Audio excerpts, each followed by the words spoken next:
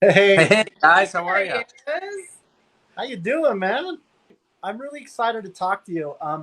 For a number of different reasons. There's so much to unpack, and for those that are joining both on my end and your end, if you guys aren't already following, I am Marshall. Please do. He's such an inspiration, and there, Very much so. you know, every person that we talk to is unique in different ways, and I'm going to read a little bit about what I and a lot of your viewers know. There's there's an opportunity here for you to talk about things that people maybe even don't know at all, and that's going to just be completely, you know, what you want to Your do and your call. what you feel comfortable with. But we all know that you have a blended family dynamic. You've had some co-parenting going on.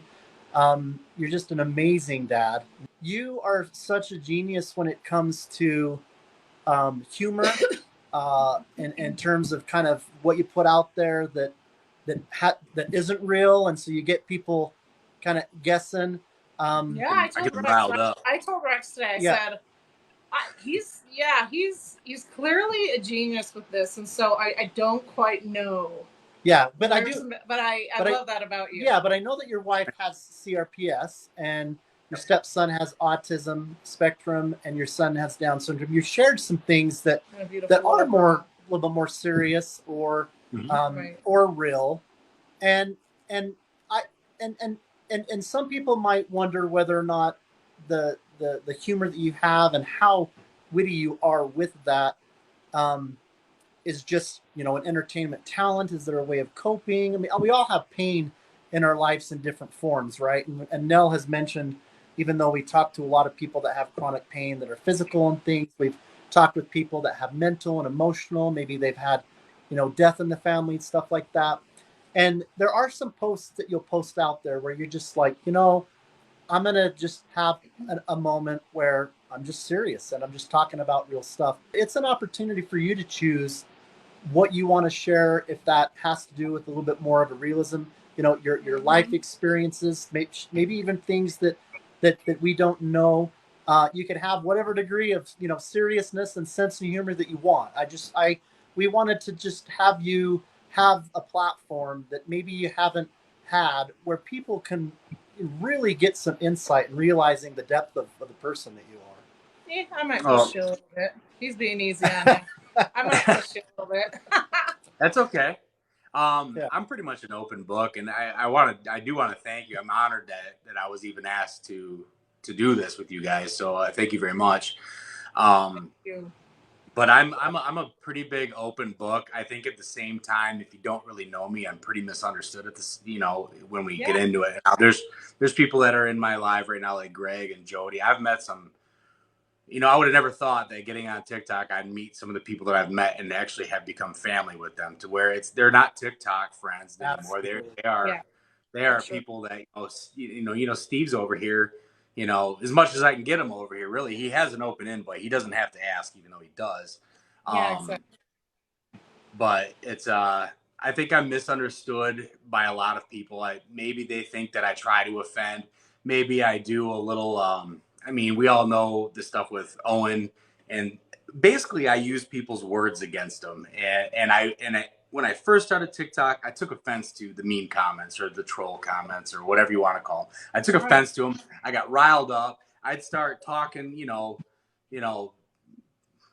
I'm gonna try to keep it clean for you No, guys. you're good. No, just be yourself. Make it Censored. casual Yeah, conversation like in our Okay. front rooms. You just a can, I was just friend. trying to yeah. be. I was trying to be respectful because it's your live No, too. So, no, no, um, no. but I would get riled up and talk some shit back to him and everything like that. And then I realized just recently that it's like, why don't I just use it against them and have fun with it and then create it? So that's what started this whole thing with people getting upset, thinking I was kicking my wife out of the house. And they're like, well, she should get the kids. You should leave the house. Like all this other stuff. And I'm like, you know Yep. what? And then Steve happened to be here. I made a second video off somebody saying this is too personal to put on social media. And that video went nuts. And I'm like, I guess I'm going to Yeah. keep it up for a while. And I'm still keeping it up. Oh, But, Yeah. yeah. it's just, there's some people that may have unfollowed me or whatever it may be because they think I'm trying to. I don't mean to offend anybody. I don't care your race, your sexual preference, or any of that. I don't care. It doesn't affect me. And if you're happy being the way you are, then I think that's awesome. Yeah. Just I'm not a very religious guy myself, but Right. I don't think that's bad that people are. Right. Yeah. Sometimes people ask me, I was baptized as a Methodist back like when I was 11.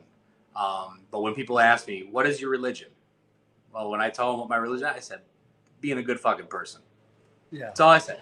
And that's Yeah, all I think it is. And yeah, I use a lot of bad language and I do all that, but it comes out naturally. I don't know what to tell you. I think that's one of the things that appeals to so many people Feel less alone. is that they love the authenticity. They can see the energy. They can see your heart. I'd rather see somebody run their mouth and be extremely authentic. Yeah. Life's way too complicated for that simple of a thought. You Yeah. know what I mean? Yeah, for sure. Yeah, I agree 100%. You have got a lot of grace along with that humor. Yeah. And a lot of things that a lot of people just run from. Yeah. And I admire you so much, and we're just getting to know you. Yeah, just keep on. Yeah, absolutely, man. Well, thank you. I honestly don't know where to begin. I mean, actually, there was some truth. I don't know if you guys saw the video, but where I talked about your first marriage, you get married because you knocked her up. The second marriage, you get married because you're in love. The third marriage, because of money. Yeah. Step 1 and step 2 are pretty much true. Now, Aiden and Owen have the same mom. That's my first wife. And we got divorced, and it wasn't really that good of a divorce. I won't get into the details of everything like that. I would say it's probably both of our faults. I wouldn't have said that probably like 5-6 years ago, but I'll say it now, and I have gained so much respect for that woman now as we've both matured, as we got married when we were in our early 20s. And the first thing we get hit with is Aiden. And Aiden grew up pretty good. I mean, he really was, obviously he had downs, or he has downs. But, everything kind of we split. We went our opposite ways in 2013. And then I met Brandy in the middle of 2015, and we got married in 2016. And she's been a great stepmom, and I've matured through the ways. I've gotten past all the nonsense that happened with my previous marriage. And actually, we have a very, very, very good co-parenting thing because we need to have it with Aiden. Owen is just a rock star on his own. I mean, the kid is really, he's beside himself how awesome he is. He is very helpful. Now he's going to be a 13-year-old in October. So he has the sassy preteen, and he also acts like me. So everything out of his mouth is never serious, and it's always a joke, and it's always smart ass. Yeah. And it makes me hate myself. Like, I taught that. But we've gotten into such a good place. Like, she's remarried, I'm remarried, and I love her husband. I think he's an awesome dude. He's really good. He's a really good stepdad to my kids. And we had a conversation today because we have that baseball game next Saturday, the Tigers game. It's like a TikTok meetup thing. And, I asked her, I said, something, came up. I didn't say what exactly. I said, is there a way? Because we usually get Aiden on the weekends. So we get Aiden Friday, Saturday, and I take him home Sunday. And then Owen goes to her house during that time. We separated the brothers a while ago, and it was a good thing for both of them. And she goes, oh yeah, she's like, you know what, just don't even bother getting them. And I'm like, well, I was like, I know you need a break. And I said, it's not for sure yet because we have to get somebody to watch Emmy. So that's another story. She goes, well, I said, well, what I told her, I said, why don't I get him Thursday? I give you Thursday, Friday off, and then you take, instead of me just not taking him at all because he's a lot of work. And it's not fair to her to have to take that on all the time. And I feel bad because I know that he's tough. I love being around him. Sometimes I don't love being around him. It's tough sometimes. Yeah. But and then she's like, oh, well, if you ever run into a pinch, I'm more than happy if you're comfortable with it to, watch Emmy too. And it's like my ex-wife watching my daughter with my current wife, whatever. But I'm totally comfortable with it. It's just that she lives really far away. So it's not necessarily convenient, but we're at a spot where all of us are like on the same page. This is what we need to do. And it wasn't always like that. And I think there's a few things with all of the Aiden stuff that has happened. And I'm pretty sure everybody in these lives, in both of our lives right now, know exactly what I'm talking about with what's going on with Aiden and the medication and all that. Is there's a very big silver lining that I found is that I feel like it made me a better dad. It made me more attentive to his needs, to be more patient with him. In a way, it brought, my family and my ex-wife's family together a little bit better as far as just our intermediate family. So, we're pretty much just four people because my wife and I don't have many people to rely on. My parents are really far away. Um, Her parents are, here and there, but we don't really have anybody to rely on. And come to find out, after I talked to her, neither did they. I always thought they did because their family was all over there, but Mm-hmm. Aiden's too tough for all of them. So now it's like we're stuck. When we have Aiden, we can't do anything because we can't really take him out. I mean, we try here and there, but we don't probably do it as often as we should because the meltdowns and everything that comes with them is a lot to take on. And it's embarrassing. At the same time, you get to a point where you don't care anymore about what people think if they're looking at your kid. It's like, you want to step in my shoes? You think I need to shut him up? Yeah. Why don't you come over here and Yeah. try? He's going to Yeah. kick your ass because he's strong as hell. 1 hour. Yeah. 1 hour. He almost right when he got off the medication was a very, very scary point. And I'll get into more about the medication here because, I don't bring a lot of it to videos because I don't want to stir the pot too much. And I'll talk about it here. But when he got off the medication, he was like 3 or 4 weeks off. Some people are thinking that we didn't taper him. We tapered him over about 2 months. All the And, withdrawals. and Yeah. and slowly brought him down. And he was getting better. It was like he was becoming more social. He was becoming happier. He was laughing. He was talking. He wanted to be like on the videos. He was like trying to get into the videos. Anytime I was like doing something, he was trying to get in there. And now he runs away from the camera and all that.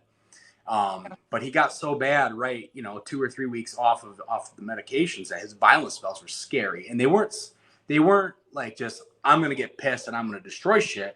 It was like, okay, buddy, you need to use the bathroom. You need to take a dump. It's time to go poop. You got to do it. You got to sit with them. You got to encourage them. And he used to, it took us forever to get him potty trained.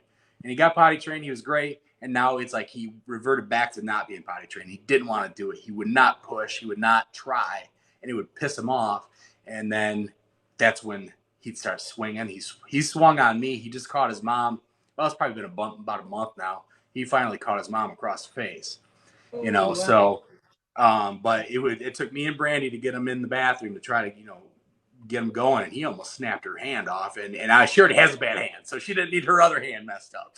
Yeah. And it was scary because we were all tangled in arms, and I didn't know what to do, and I could just feel the power that he had. It's like you're a little dude. How are you this strong? But I mean, with Aiden, unfortunately, we had to put him back on the medication because he was suffering, and he was at a point. Had we had known all of this was a big side effect of getting off it, or all these things were a problem, we probably would have never put him on it. We probably would have went alternate ways back when he was, 8 years old. He's 15 now. He's been on this shit forever, and we tried to wait it out. We went to the neurologist. She's like, well, you need to put him back on it. We're like, well, can we wait it out and see if we can get him to walk? So we were doing everything we could to get him to walk, and he started walking. We got him to do it, but he would sit in such like I broke down a few times really bad, and I might not even have any tears left, to be honest with you. But he would just sit there with his mouth open and then just drool coming out, and with a blank look on his face. Just almost catatonic. Just. It was not him. No. And in the video where he's all happy and fun, and then all of a sudden I hold my hand out and I'm like, hey, you want to get something to eat? And he's just like, it killed me. Switch that quick.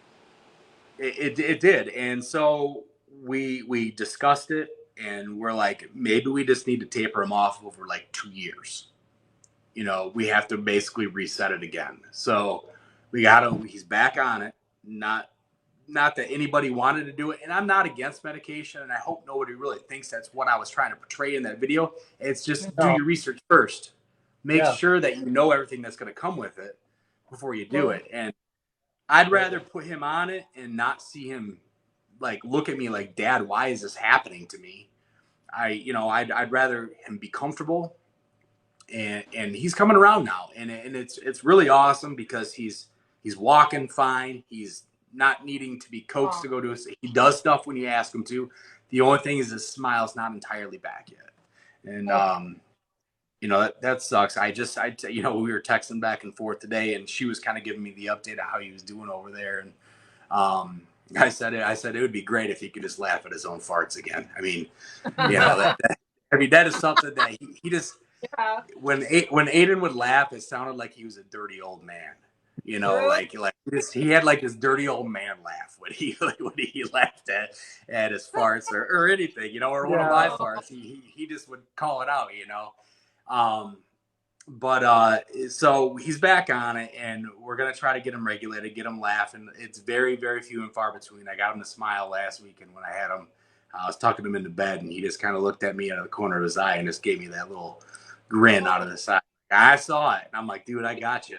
And then one thing that no kid can understand, no kid can what is it? They can't resist. That's what it is. No kid can resist this. Is when you look at them and you go, don't you smile.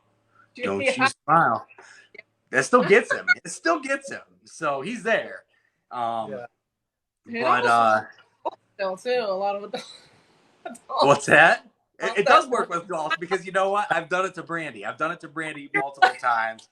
I don't do it as much as I should because it definitely breaks it down, but it pisses her off at the same time. So sometimes it might lead to worse.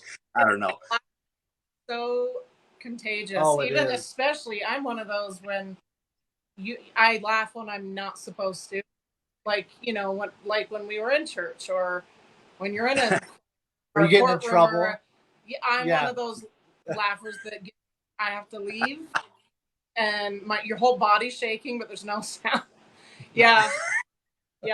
Those are actually the best laughs. Here's your CRPS. Like mine originated. I've had 3 tumors that are attached to the lacrimal gland that gives you moisture in tears.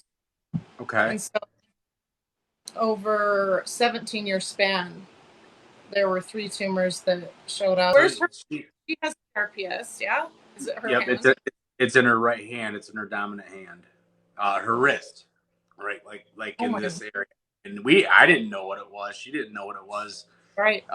It's a very, very wild tale on how that happened.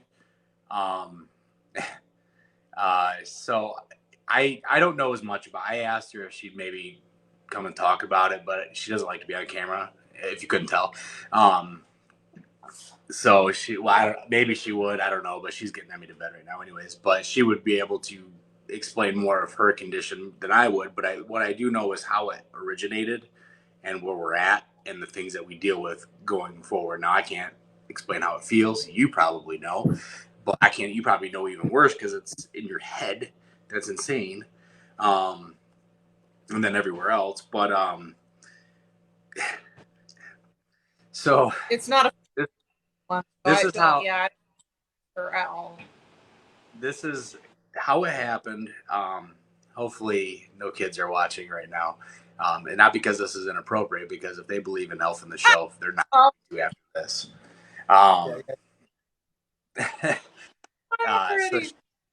So she was putting the L's on the shelves on top of our kitchen cabinets, and so she was standing on the counter, and she slipped and she fell, and when she fell, her dominant hand, so she went to catch herself. It went right in between that narrow gap of the stove door handle. Oh my word! And then when she went, and this was like at 6:30 in the morning, so I was still in bed, and then when I hear like a yell and like a boom and a yell, and I'm like, oh shit. So I run downstairs, and the stove door is hanging by a hinge on the floor, and she's like on the floor like this, and I'm like, well, let me see it. I need to know, And I looked at it and I go, so that's fucking broken. I said, we got to get to the doctor right now. And it almost reminded me when I was 6 years old and my dad came up the stairs and he threw a Nerf ball at me. And I went running after him with that Nerf ball and I went right down the stairs and I broke my wrist. Okay. And he looked at it and I go, well, no, what happened? I stood up and I go, and I remember this. I remember clearly running down the stairs at him. I looked up at it. I go, Dad, I think I broke my arm. And he got the hell out of there because he gets queasy about that. But anyways, it reminded me of that whole same situation. Like I was like having a flashback. So I got, I made actually a video on my YouTube that's actually a funny video about it. That was my way of dealing with the situation for it. So I made a very funny called "Twas the Night Before." Twas 22 days before Christmas or some shit because it was December 6th or something. I gotta watch this. But we took her to the hospital and she had a snapback in. They wrapped her wrist and they wrapped it too tight apparently because the gauze grew into her skin. Then she had to have surgery and pins put into her wrist. And then she developed it from there.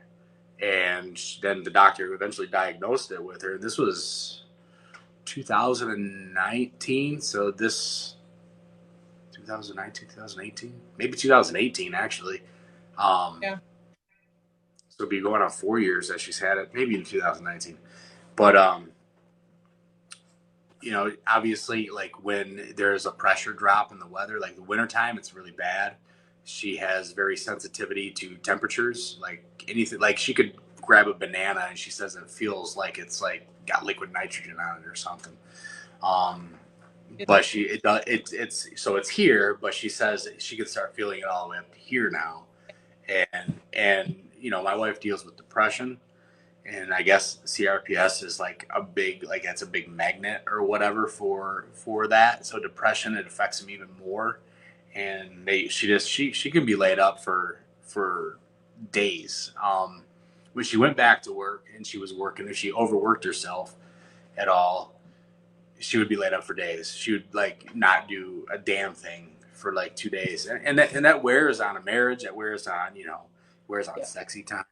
All that stuff, and no fault to her. And I'm not a perfect person, and I hope, like you guys say all these nice things about me. I'm not perfect at all. I can be an asshole. I can be not understanding and get frustrated, and I shouldn't, but we're human, so sometimes I do, and sometimes I worry more about me, and I probably shouldn't, but I know I shouldn't, not probably, but it happens. So I want you to when we say this to you, and I know that your viewers and a lot of your friends and now family now pay you compliments, knowing that you're human, and I think that's what makes what you're doing even more amazing. We know there's mistakes. We know but you need to remember you're often the caretaker to several different conditions. Brandy fights through so much to get as much shit as she can done. When it comes, like, one of our biggest struggles that we're dealing with right now is that the real estate market, as you know, I left my other job. I became a real estate agent, and I came out blazing. I came out on fire. I did over $1 million in my first 3 months of, not making $1 million, but, in volume. And I came out blazing. I'm like, this is it, man. We got this. We're going to be great. And right after the new year kicked off, it really slowed down for me. And honestly, I've been working with another agent, Kay, who has basically saved my ass. She's so busy. She's crazy busy. One of the best realtors in our area ever. She's like, work with me. Well, she didn't even say this. She's like, do you want to work with me on this? Do you want to work with me on this? And we split the commission. So she's pretty much kept my head afloat. I've learned a lot from her, which has been awesome. But also that means that it's, once I've been there for a while and people know who I am, I'll be okay. But it's that whole starting off. I started off hot, but I'm still not well known yet. Now, Brandy is working. I don't want her to work, but we need her to work for now. Yeah. And my goal is to get her to not work. and whatever that means, what if I have to do Instacart, if I have to, I don't care, deliver pizzas, whatever. If I have to, it hasn't ever come to that yet, but you never know. It's starting to pick up for me now. But the thing is, the reason why I want her to be home is it's better for the kids. It's better for Emmy. Emmy is she's a daddy's girl at night. Okay, so she's damn near sleeps in our bed every night. And if she doesn't fall asleep, like if she falls asleep in her room, she's in our bed by 1 or 2 a.m. It's a Jeez. struggle. Emmy does not really care for daddy I taking don't her to think school. She wants mom there. So that's a big thing. And I'm like, you need to be here. It's more important for the kids.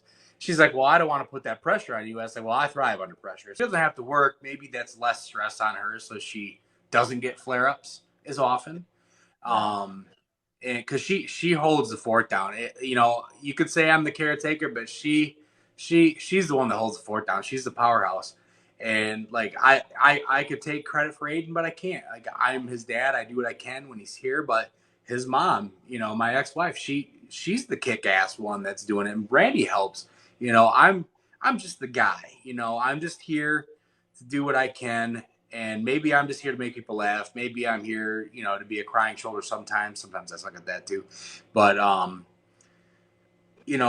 got to give it up to all these women that I'm surrounded by, because they are they're very strong women. Now, I wouldn't always said that about my ex-wife, but she has grown into a hell of a person. And like I said, the silver lining with Aiden and all the shit that we're dealing with right now is it's brought everybody together.